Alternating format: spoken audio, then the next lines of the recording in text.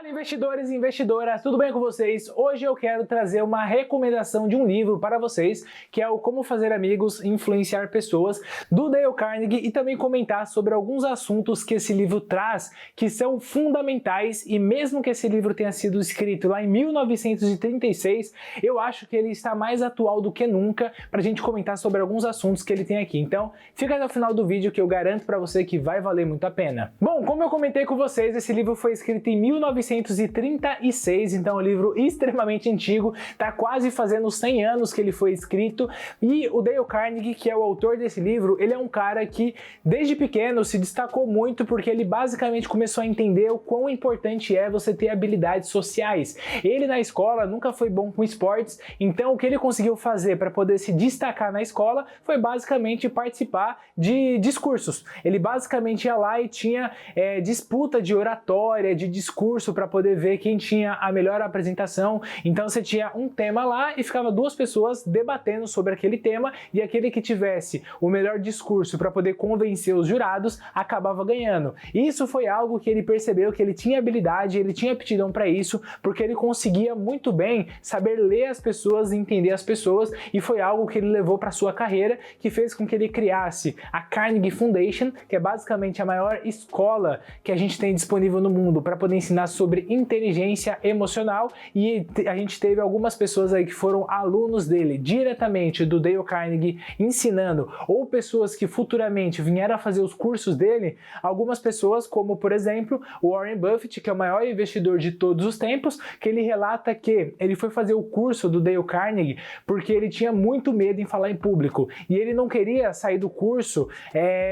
superando esse medo dele de falar em público. Ele queria sair do curso conseguindo ter minimamente a capacidade de falar tudo aquilo que ele pensava e que ele gostaria de falar, mesmo que ele estivesse com as pernas tremendo, e ele fala que foi uma das melhores coisas que ele fez na carreira profissional dele. A gente teve, por exemplo, imperadores da antiga Rússia que fizeram curso com o Dale Carnegie, a gente teve alguns presidentes dos Estados Unidos que fizeram curso com eles, para você ter ideia de quão influente foi esse cara que escreveu esse livro aqui. Bom, e aí alguns temas abordados no livro que eu vou comentar com vocês aqui, depois explicar um pouquinho sobre eles, a minha opinião em relação a cada um desses tópicos é o seguinte: a gente tem abordado no livro, por exemplo, a importância do interesse genuíno, mostrando um verdadeiro interesse nas pessoas para construir um relacionamento sólido. Isso é algo que eu acho que hoje em dia está cada vez mais carente, devido à questão que hoje os nossos hábitos sociais, a gente como ser humano, como age em sociedade, mudou muito por causa do avanço da tecnologia.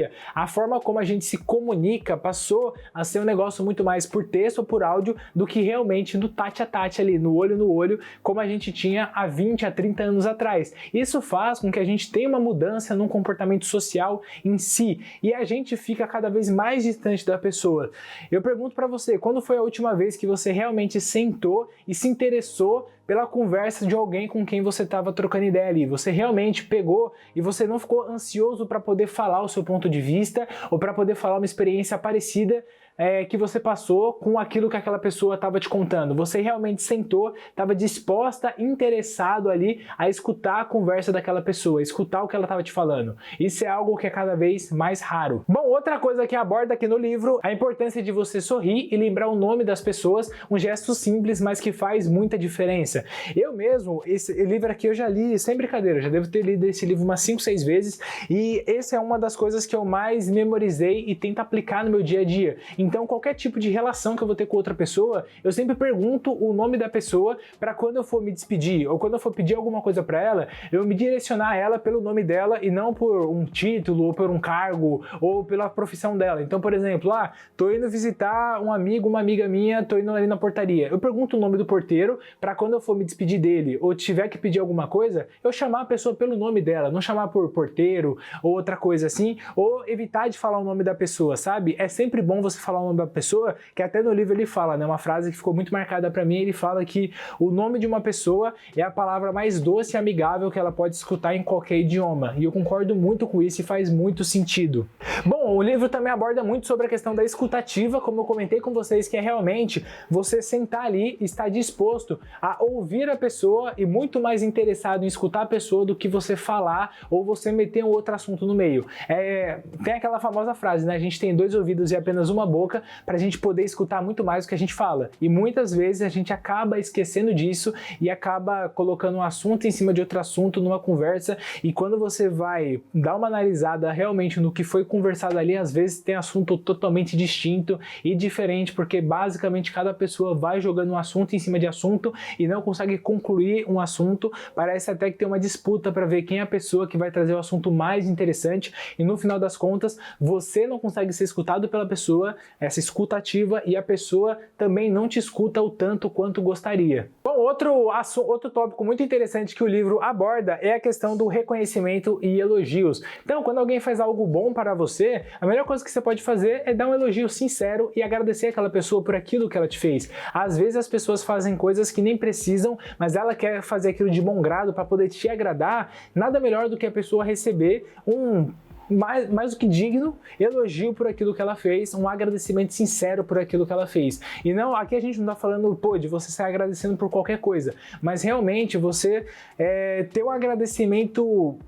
Como eu posso explicar para vocês? É um negócio que não é tão fácil de colocar em palavras, mas aquele agradecimento genuíno, você realmente demonstrar sua gratidão por aquele gesto que a pessoa fez para você, para que ela se sinta feliz de ter feito aquilo para você, que tipo, em situações futuras, ela tenha a mesma vontade de fazer um favor para você, mesmo que não precise. Deu para entender? É um pouco complexo, né? Bom, e todos esses tópicos que o livro aborda são muito importantes, porque hoje é um assunto muito discutido e um negócio que está sendo muito mais presente no dia a dia das pessoas é a importância da inteligência emocional. E isso seja para a vida profissional ou para a vida pessoal. As pessoas que conseguem ter uma boa inteligência emocional, um QE, um coeficiente emocional, são pessoas que conseguem lidar melhor com situações que podem colocar ela em depressão, que é hoje a doença do século, e cada vez mais pessoas, infelizmente, estão sendo afetadas por isso. E você ter um bom desenvolvimento emocional é muito importante para você conseguir evitar e ter mecanismo de defesa